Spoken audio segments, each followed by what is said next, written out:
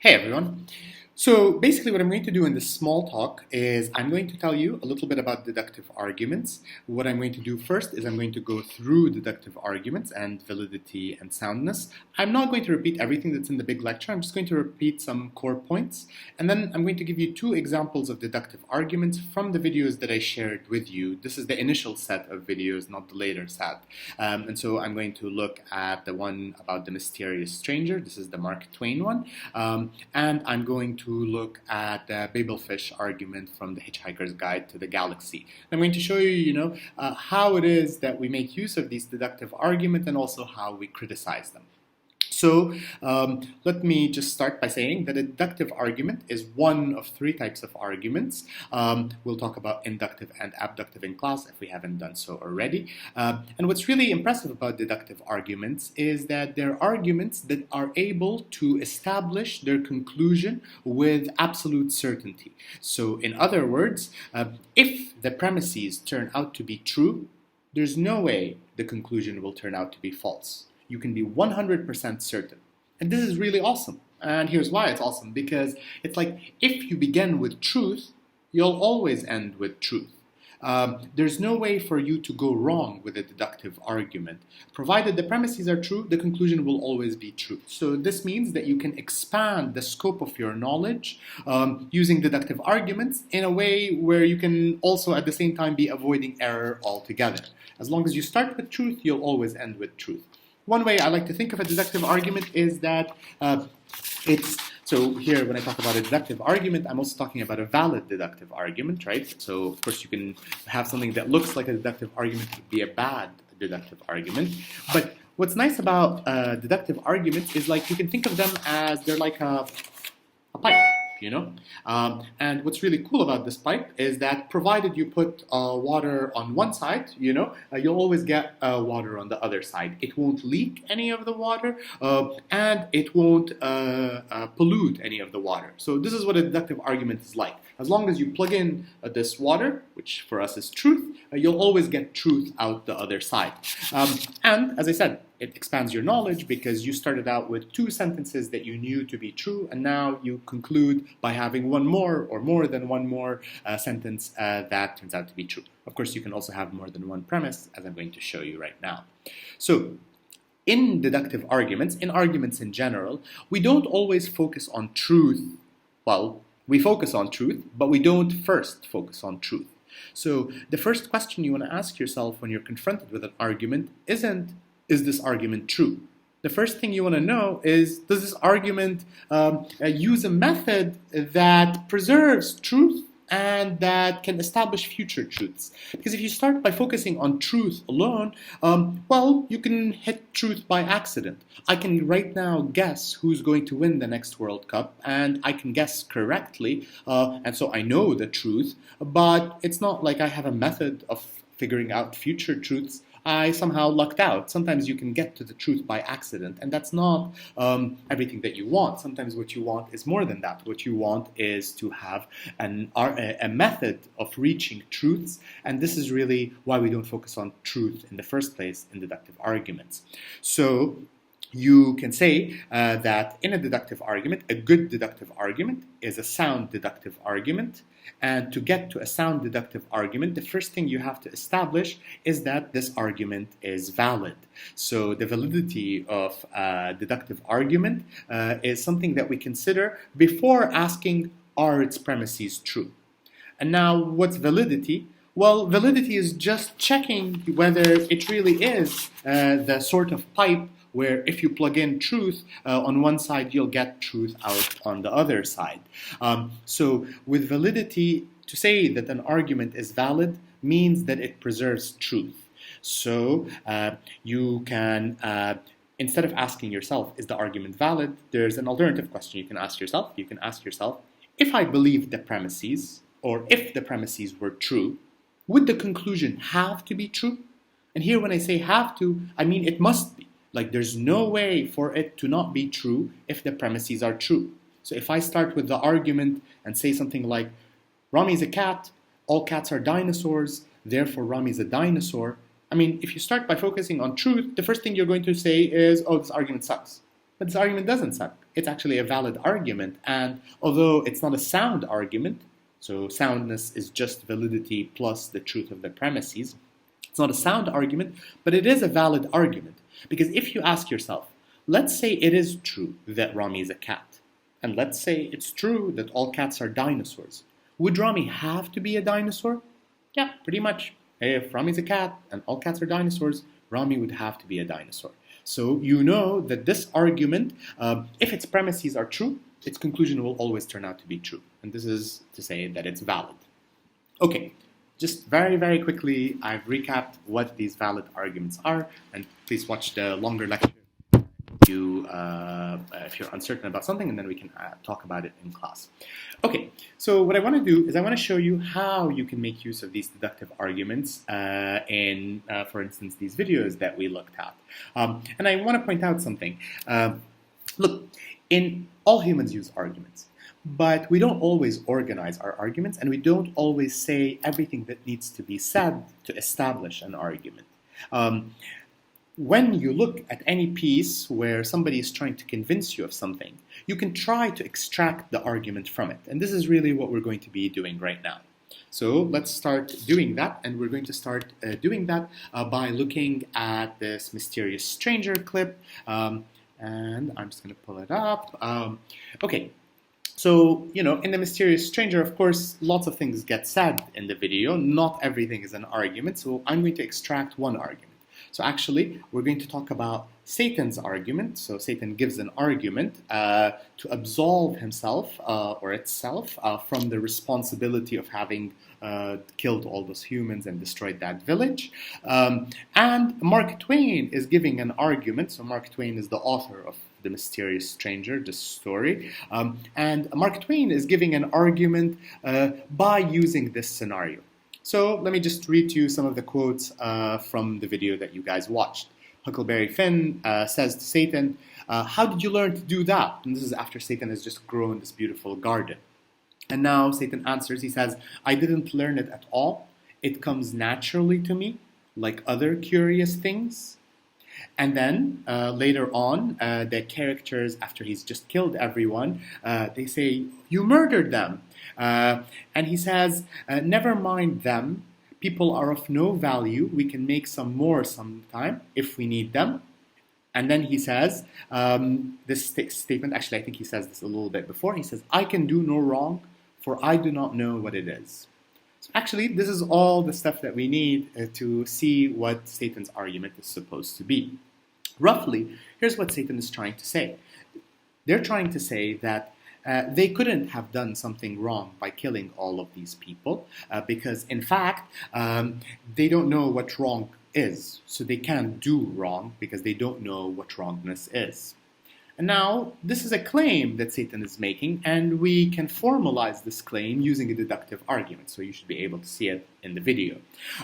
So you might say something like this. If someone does not know what something is, one cannot perform it. Satan does not know what evil is, so Satan cannot perform evil. Now, if you look through your handout, you'll see that this is a modus ponens argument. It's actually a little bit more complicated than that, but it is a modus ponens argument. So, if someone does not know what something is, one cannot perform it. Satan does not know what evil is, Satan cannot perform evil. So this is the argument that Satan is giving on his own behalf, or on its own behalf. It's saying, if you don't know what something is, then you can't do that thing. I don't know what wrong is, so I can't do wrong. Here I'm using evil. But now let's think about this argument. Is Satan's argument correct as is? Well, the way we evaluate deductive arguments is that we try to evaluate, first of all, if they're valid, and second of all, if their premises are true. Well, to check if this argument is valid, we would start by asking the following question. We would say, look, let's say I believe premise 1 and premise 2. These are the things I've written P1, P2 next to. Would I have to believe the conclusion? So let's say I believe that if someone does not know what something is, they cannot perform it, and Satan does not know what evil is. So yeah, pretty much I would have to believe that Satan cannot perform evil. After all, I know that if someone doesn't know what something is, they can't do it. And I also know that Satan doesn't know what evil is, so Satan can't do it. Now, This is independent of whether this argument is true or false, or whether its premises are true or false. The question is it valid? And clearly, the argument is valid. So in other words, we know that this argument preserves truth. If you plug truth into it, you should be able to get some truth out of it. And you're going to get this truth out of it with certainty. So now the next step is to ask, well, is this argument in fact true? We know it's valid, but is it also sound? And to say, is it sound, is just to say, in addition to validity, are its premises true? Well, let's start, by looking at these premises. You could start by looking at premise 2, and you could say, well, Satan does not know what evil is. Here, we're not going to doubt this premise because this is what Satan tells us. He says, I don't know what evil is. I'm sorry, I keep using he for Satan. I don't really like using a gendered pronoun for a being of that sort, but, that's, sorry. Yeah. By contrast, here's the first premise. If someone does not know what something is, they cannot perform it. This is something that Satan tells us. But, in fact, this doesn't look like it's right. I mean, fine, Satan thinks that it's right, but they can't be right about this.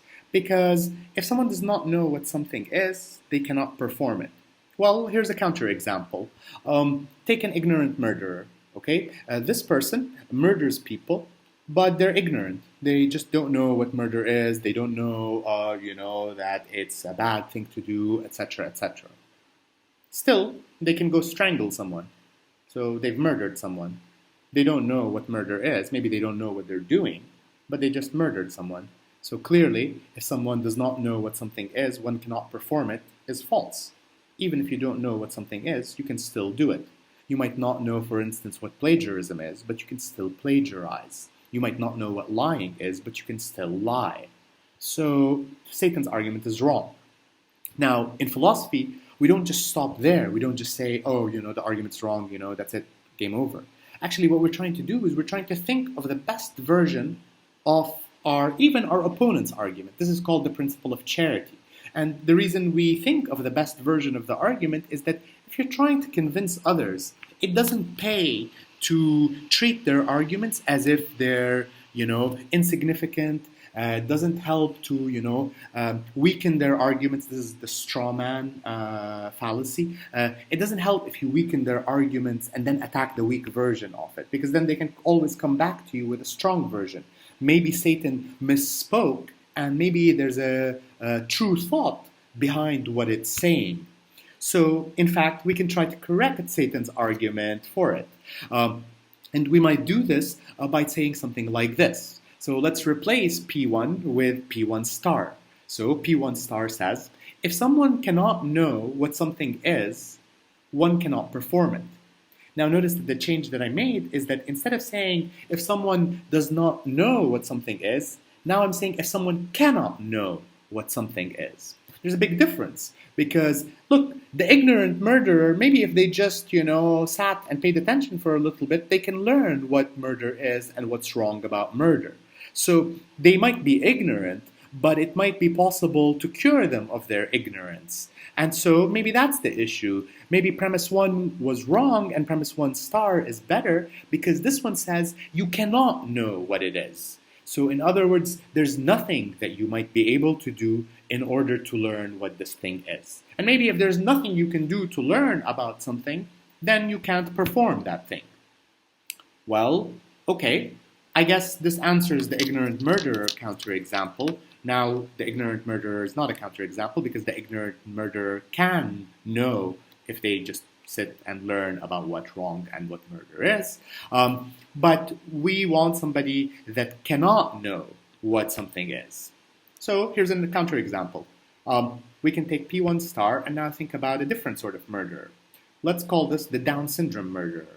This is a person that has Down syndrome, okay? And let's say that they have such a severe case of Down syndrome that they're not able to grasp these simple basic concepts like murder or wrongness or something like that.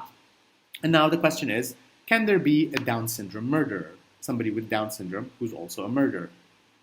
Well, yeah, it looks like it, It looks like even if something cannot know, even if this person cannot possibly know what murder is, they can still perform it. After all, this Down syndrome patient might put their hands on somebody's neck and strangle them, and then they've murdered them. They don't know that they've murdered them, and they can't know that they've murdered them, but they just did. So it doesn't look like P1 star is right either. So now we might start thinking, okay, well, is Satan wrong altogether? Actually, no. In a sense, Satan misspoke because Satan made it sound like it's about performing something. But actually, that's not what it really means. What it really means is that if someone cannot know what something is, they can't be held responsible for doing it. In fact, this is the context in which Satan says what it says, right? Huck Finn says, you murder, or the kids say at that point, you murder them, right? About the little people. And Satan responds and says, no, I can't do wrong because I don't know what it is. Now, they don't really mean I can't do wrong. They can obviously do something wrong. They just, murdered these people. They just hurt, these little creatures, and they performed the act of murder because they just killed them. But what it means is that we can't be held responsible I can't be held responsible for doing something like this. So Satan is saying P1 star star. If someone cannot know what something is, they cannot be held responsible for doing it. And now, this premise actually sounds like it makes sense. After all, you can't hold somebody responsible for doing something if they can't possibly comprehend what they're doing. I mean, it would be silly for you to, accuse the cat of trying to ruin your life by destroying your homework if it doesn't know what homework is and can't possibly know what homework is. So it might have eaten your homework or scratched it, but nevertheless, it doesn't know what that is. So it can't be doing anything to you, and it would be silly of you to hold it responsible for having destroyed your homework. It did destroy your homework. It can definitely perform the act of destroying your homework, but it can't be held responsible for doing this, right? Similarly, a cat that by mistake kills a baby, right, can't be held responsible for killing the baby. It just doesn't know that it's wrong to kill babies, and it doesn't know what wrongness is, doesn't know any of these concepts. So now we can have this new version of the argument. We might say P1 star star. If someone cannot know what something is, they cannot be held responsible for doing it. Satan does not know what evil is, so Satan cannot be held responsible for doing evil. And this looks like, the premises look like they're true. P1 is true now. We've just kind of argued for it. Now, of course, maybe it's not true. Maybe you guys have some objection, in which case you'll have to let me know once we meet. But the second premise is not something that we can call into question, at least, in the context of the video, since this is what Satan tells us, that it doesn't know what wrongness is, or what I'm calling evil here. And so then it follows that Satan can't be held responsible for it. Now, of course, this context isn't, the only context that this story is being told in. In fact, it's Mark Twain who's telling us something, right? He's telling us something through this story, The Mysterious Stranger. And so here's roughly what Mark Twain's argument is. So Mark Twain thinks, look, all creatures have and lack certain capacities. And so these are natural capacities. For instance, all humans have the natural capacity to learn language. Cats don't have that natural capacity. But us and cats also have the natural capacity to breathe. You don't need to learn how to breathe, you just do. And so some things come to you naturally. Humans don't have the natural capacity to fly, flap your arms as fast as you like, you're never going to lift off the ground. But birds have this as a natural capacity. So now here's what Mark Twain's thought is. He says something like this. He says, if a capacity or its absence is natural, then it's from God. So he's accepting the religious point of view.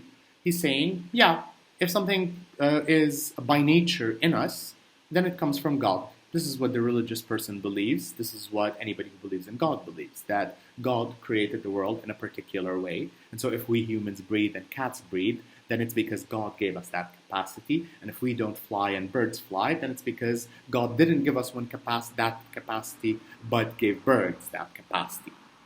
And now he says this, if a capacity or its absence is natural, then this is from God.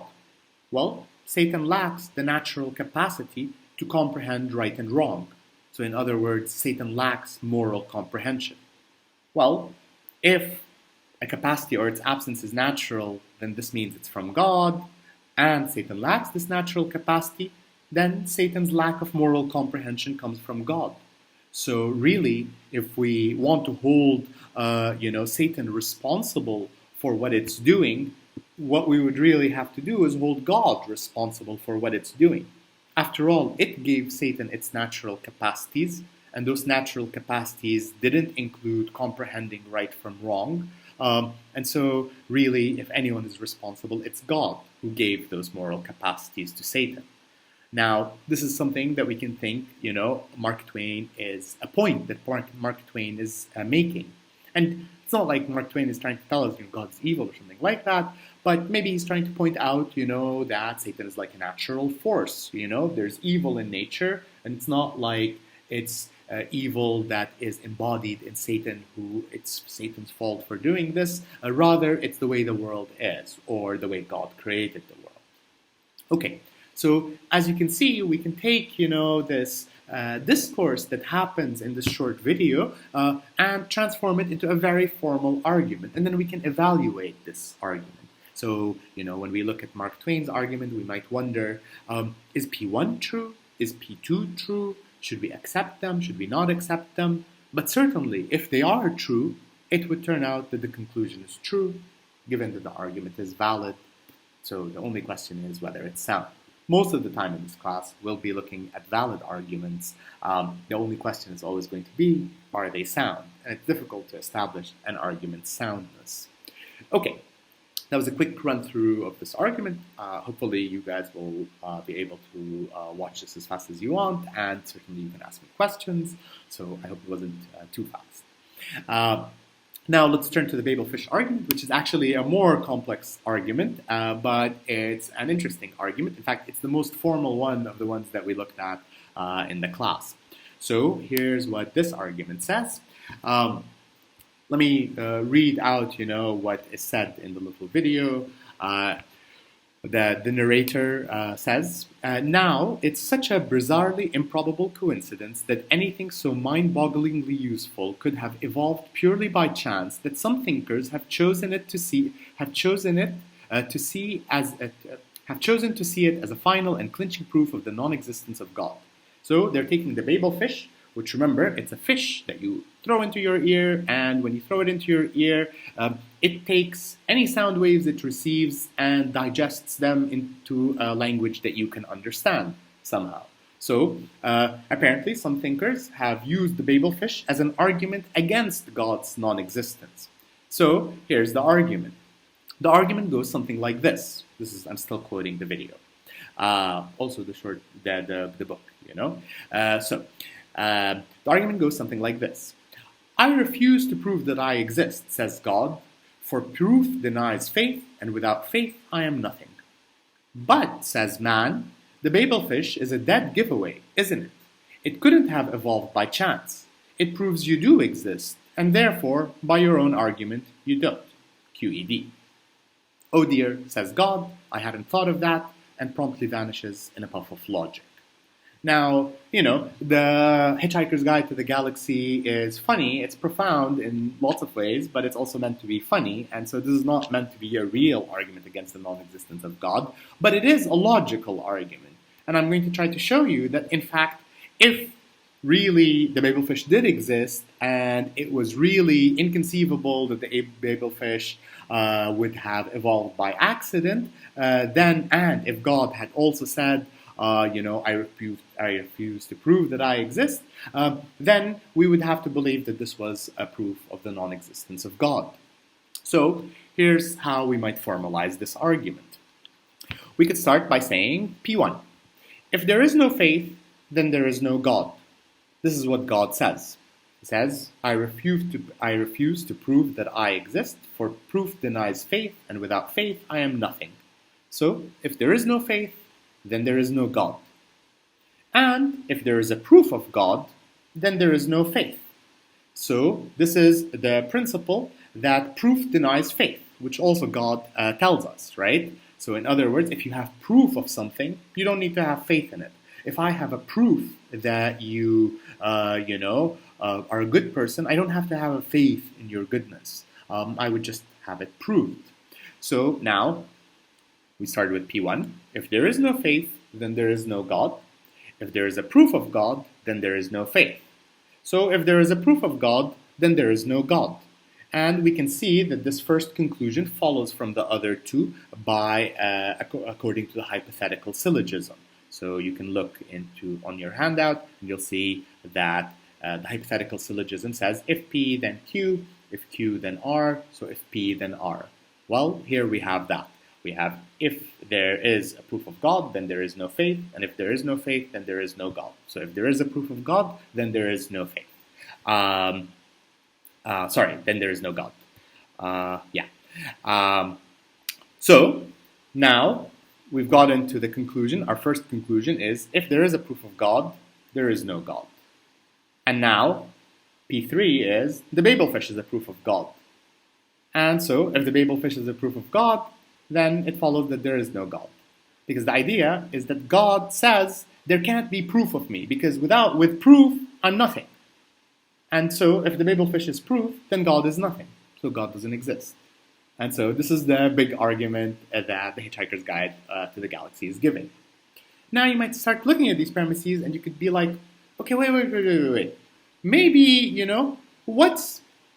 take premise 2. It says, if there is a proof of God, then there is no faith. Now, of course, God says this. But maybe God is misspeaking. After all, we all misspeak or speak loosely when we're talking in normal conversation. Maybe God is doing the same. So maybe what we want is an argument for P2. And now what I'm about to show you is that arguments can be embedded in other arguments. Sometimes the premise of one argument is actually the conclusion of another. So now what we're going to try to do is we're going to try to give proofs of this premise 2. And we might do it by saying something like this. Say, if we have proof for something's existence, we can know that this thing exists. And if we know that this thing exists, we don't need to have faith in it. So if we have proof for something's existence, we don't need to have faith in it. Again, this is a hypothetical syllogism. It says if P, then Q, if Q, then R, if P, then R. And you can see that this makes sense, because you're saying if we have proof for something's existence, we can know that this thing exists. That sounds right. I mean, after all, if I have proof that I'm speaking to you, then I know that I'm speaking to you. Well, if I know that I'm speaking to you, do I have to have faith that I'm speaking to you? No, I mean, faith is redundant at that level. I don't need to trust that I'm speaking to you. I don't need to have faith that I'm speaking to you. I don't have to believe in the fact that I'm speaking to you. I know it. I have something much better than all of those other things. So if I have proof of something, then I don't need to have faith in it. And so P2, which God uses in this clip, right, sounds like it's a correct premise. Okay, well, where else might we attack the argument? Maybe P3. I mean, these, people say the Babelfish is a proof of God. But, maybe it's not a proof of God. What if it's possible that something else happened, with the Babelfish? Actually, this also depends on an argument. So, the argument for P3 might say something like this. Look, either the Babelfish exists accidentally or it's designed, of course, by God, here we mean. So we're starting by saying either or. Either the Babelfish exists accidentally or it's designed by God. But the Babelfish's accidental existence is too improbable. So here we're dismissing one of the two possibilities. We're saying it could be designed, it could be accidental. But it's very improbable that it's accidental. Why? Well, because it looks really fancy, it translates language, it understands language somehow by digesting audio waves. That sounds really crazy. It seems like it's really very improbable that something like this could have just evolved by accident. At least that's the point that's made in Hitchhiker's Guide. So the Babelfish's accidental existence is too improbable. So now if we only have two possibilities, either it exists accidentally or it's designed, and its accidental existence is very improbable, so then it's designed. Well, then, if the Babelfish is designed, then this is a proof of God. And so the Babel fish is a proof of God. So that's how we get P3. And so we can see that this argument is not just valid, but also the premises that it uses are well supported. P2 sounds like it's right, P3 sounds like it's right, and P1 is something that we're taking for granted because God says it. Now, of course, this is in the context of the Hitchhiker's Guide. You might, if you just pull out of this context, first of all, there are no Babel fishes, so now we don't have this argument. This argument can't run. But also you might wonder, is P1 true? If there is no faith, then there is no God. Maybe when God says, I refuse to prove that I exist because proof denies faith, and without faith I am nothing. Maybe God's not saying I am nothing means I don't exist, but rather I'm valueless, or there's no value in me. And this is very likely what God is saying. But, of course, this is the Hitchhiker's Guide to the Galaxy. It's trying to be funny. But nevertheless, it does its funny thing, by using a deductively valid argument. So I hope these cases, help you to understand deductive arguments a little bit better. I want you to think about them and, be ready to ask and make comments about this when we meet online. Because you're going to have an assignment where you're going to have to deal with the rest of the videos that I had given you guys. Okay, cheers.